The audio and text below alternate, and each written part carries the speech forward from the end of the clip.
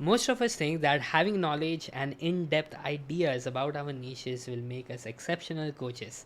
The truth is, just because you're good at something doesn't mean you're good at teaching others how to get the same results that you're getting for yourself. When you're teaching others your stuff, there are several factors you cannot control, right? Like the saying goes, you can get the horse to the water, but you cannot make it drink the water, right? So we have to understand that information is really the first step of coaching. The real way you can help someone do the stuff themselves is by actually empowering them. In this video, I'll be sharing one of the times I failed miserably in coaching and how you can learn from my mistakes. And towards the end, I will be sharing the one way that it really is the way for you to understand and validate yourself as a good coach. Okay, so last year in July, I did a challenge on my own, like a 5 day challenge. It is kind of a virtual event. It was paid, and I was able to bring in 4 people organically by putting up a story on Instagram. I got them in and I taught them stuff for 5 days and did the challenge thing, right? And just like that, we sold my first coaching program for $2,000 to 3 out of those 4 people. So 75% conversion, right? You see, I'm good at selling, but what I had never experienced before is actually coaching my skills to someone else, right? I had no idea how I would teach the people I just sold to, right? And I would just do weekly Q&A calls, but the students didn't know what to ask because I hadn't coached them on anything.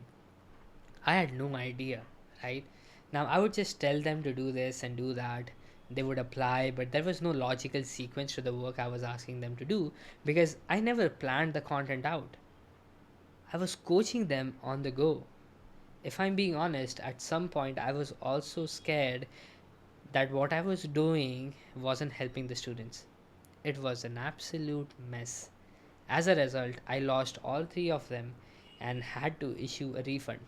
Then I stopped coaching for a while and just focused on my service side.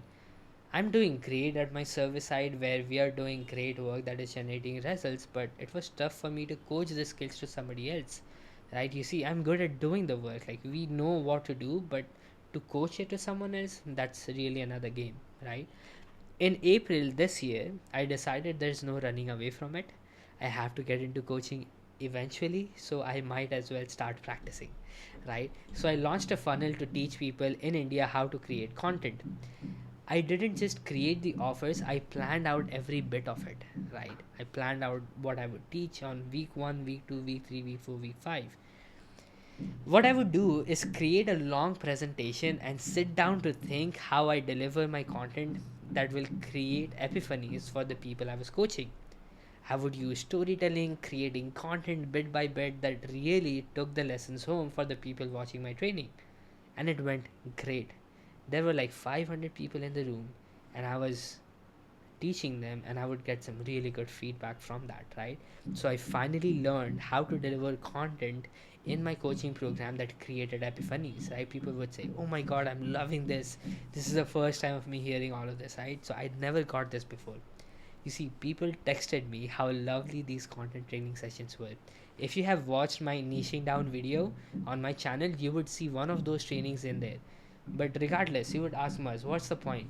The point is, I would have never validated my coaching if I hadn't actually done it over and over again, even when I failed, and got instant feedback from real people, right? You see, when I was doing this coaching in April, I brought people in a closed group where I did the coaching live.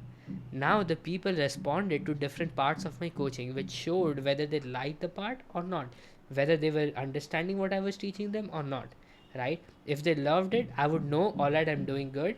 If not, I would change the content or just say it in a different way, right? That would make sense. This way, I kept improving my skills in coaching and kept improving my content. You see, you need real people when you are practicing coaching.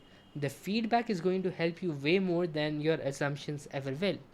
Why not just create an opportunity for your audience to give you feedback while you're actually coaching? What if there was a way to do this? Let me introduce you to the concept of 5 day challenges. Think of it as a virtual event where you bring all the attention you're getting into a small Zoom session every single day for 5 days for an hour. Towards the end of those 5 days, you soft pitch your offer.